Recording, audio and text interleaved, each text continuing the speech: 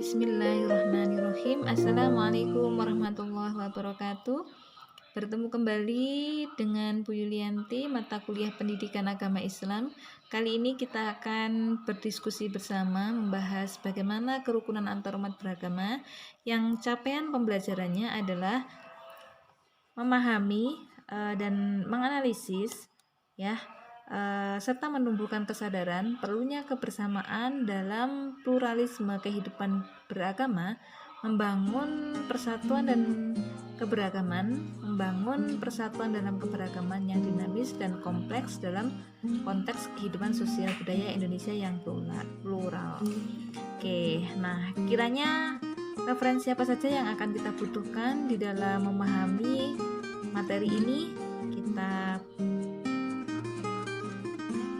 tunggu setelah ini.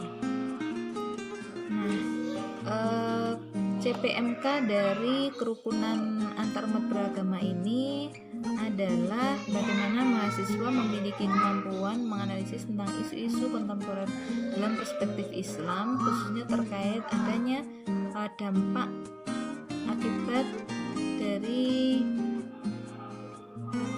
kerukunan antarumat beragama atau intoleransi di dalam agama, dan memiliki kemampuan menunjukkan sikap Islami dalam merespon isu-isu kontemporer serta memiliki kemampuan memecahkan persoalan terkait disiplin ilmu yang berhubungan dengan akhlak.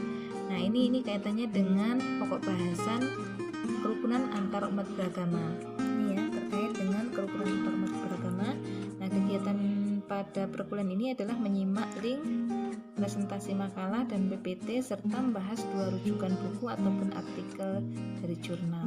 Oke. Inilah salah satu isu-isu kontemporer dalam perspektif Islam, yaitu toleransi antarumat beragama yang ada di Kota Bandung.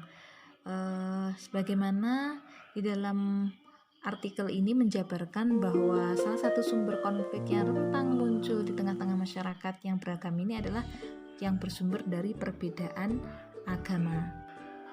Nah, fenomena yang terjadi di Bandung ini masuk dalam kategori indikasi bahwa adanya interaksi sosial antarumat beragama ini berlangsung secara baik dan berada pada batas-batas sosial yang wajar. Hal ini juga dilihat dari berbagai macam perspektif kebijakan-kebijakan yang ditetapkan oleh pemangku pimpinan yang ada di Kota Bandung. Nah, persoalan perizinan bangunan rumah ibadah selama ini dinilai oleh responden yaitu sebagai penyebab utama munculnya konflik antarumat beragama.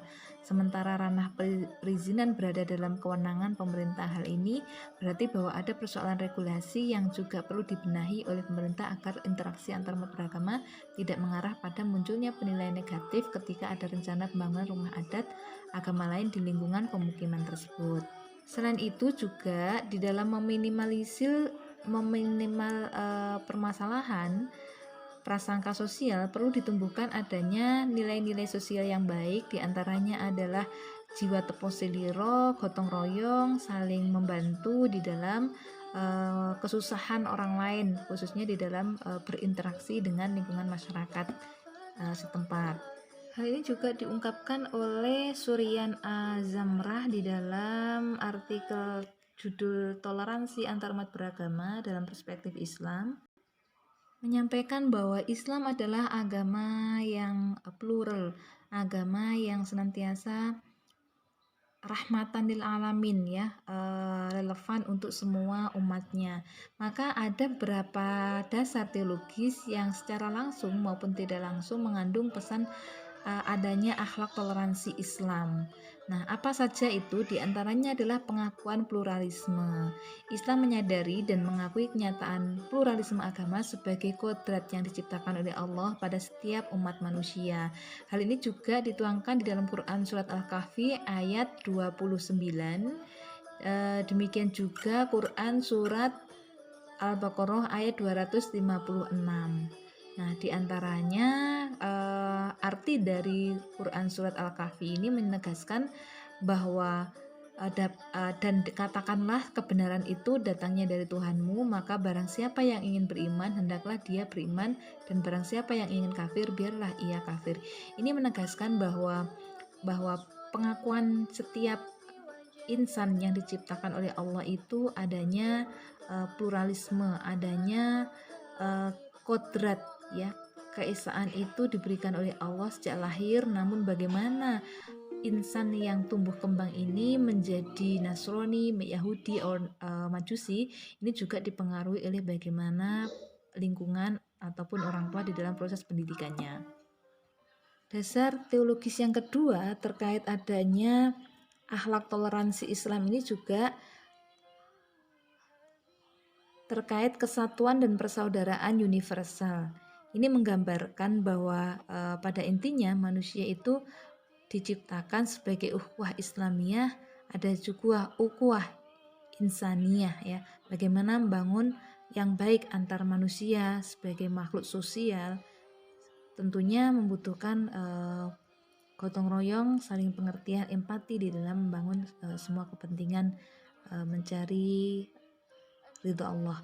Nah, kemudian dasar yang ketiga adalah etika dakwah persuasif.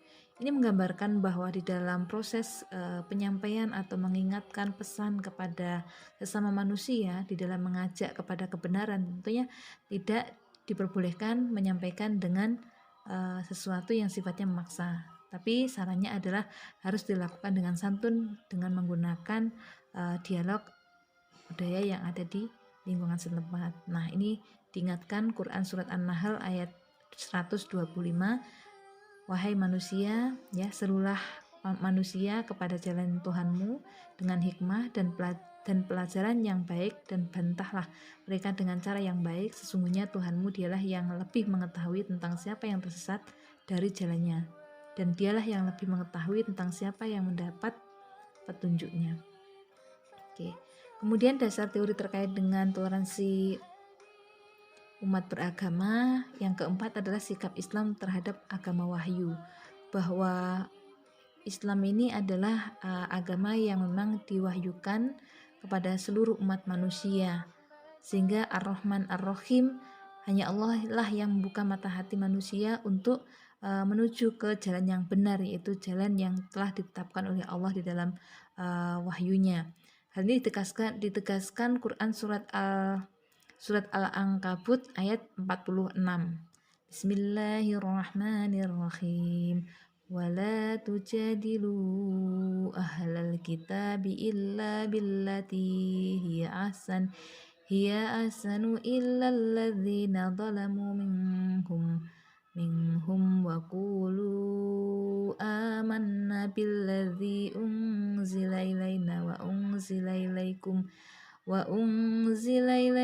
wa ilahuna wa ilahukum wahidun wa nahnu lahu muslimun, yang artinya bahwa dan janganlah kamu berdebat dengan ahli kitab melainkan dengan cara yang paling baik, kecuali dengan orang-orang zalim di antara mereka, dan katakanlah kami telah beriman kepada kitab-kitab yang diturunkan kepada kami, yang diturunkan kepadamu, Tuhan kami dan Tuhanmu adalah satu, dan kami hanya kepadanya berserah diri. Oke. Demikian juga disampaikan ada beberapa prinsip di dalam menjalankan toleransi umat beragama. Di antaranya adalah yang dimaksudkan prinsip di sini adalah toleransi Islam di wilayah agama hanya sebatas membiarkan dan memberikan suasana kondusif bagi umat lain untuk beribadah dalam menjalankan ajaran agamanya. Kemudian prinsip yang kedua adalah toleransi Islam terbatas dan fokus pada masalah hubungan sosial kemasyarakatan. Kemudian toleransi yang ketiga adalah di dalam bertoleransi, kemurnian akidah dan syariah wajib dipelihara. Maka Islam sangat melarang toleransi yang kebablasan ya istilahnya, karena perilaku toleransi yang sifatnya kompromistis yang bernuansa sinkretis dan seterusnya. Ada beberapa permasalahan fenomena-fenomena yang terjadi atau isu-isu kontemporer terkait bagaimana kendala yang selalu muncul di sekitar kita dalam upaya mewujudkan toleransi antar umat beragama. Di antaranya adalah fanatisme dan radikalisme. Ya, kemudian ada juga sinkretisme dan penyebaran suatu agama kepada umat agama lain. Seperti apa sih pemecahan masalah dari berbagai macam fenomena permasalahan dalam toleransi beragama seperti adanya radikalisme, sinkretisme, penyebaran agama lain gitu ya. Ini akan dibahas di dalam buku Pluralisme Agama, Makna dan Lokalitas Pola Kerukunan Antarumat Beragama. Sebagai penulisnya adalah Bu Umi Sumbula dan Nurjannah. Silahkan nanti dikaji. Hal ini juga dibahas terkait bagaimana isu-isu kontemporer terkait diskriminasi antarumat beragama di Indonesia oleh Steph Qureshi Rumagit. Steph menjelaskan ada beberapa penyebab timbulnya kekerasan dan diskriminasi antarumat beragama. Di antaranya adalah perbedaan suku dan ras, adanya perbedaan budaya, doktrin, masalah mayoritas dan minoritas, serta berbagai permasalahan yang memang timbul karena sifat bawaan dari nenek moyang yang masih kental dengan sifat-sifat radikalisme di dalam kepercayaan agamanya. Bagaimana fungsi pemerintah di dalam menyikapi adanya permasalahan tersebut? Di sini disampaikan bahwa fungsi pemerintah dan masyarakat di dalam menyelesaikan permasalahan toleransi antarumat beragama itu diantaranya adalah pemerintah mampu menyelesaikan kekerasan dan diskriminasi antarumat beragama, di mana pemerintah melakukan sosialisasi besar terhadap masyarakat mengenai aturan-aturan yang menjadi landasan kurikulum atau landasan kebijakan toleransi antarumat beragama sesuai dengan Undang-Undang Dasar 1945.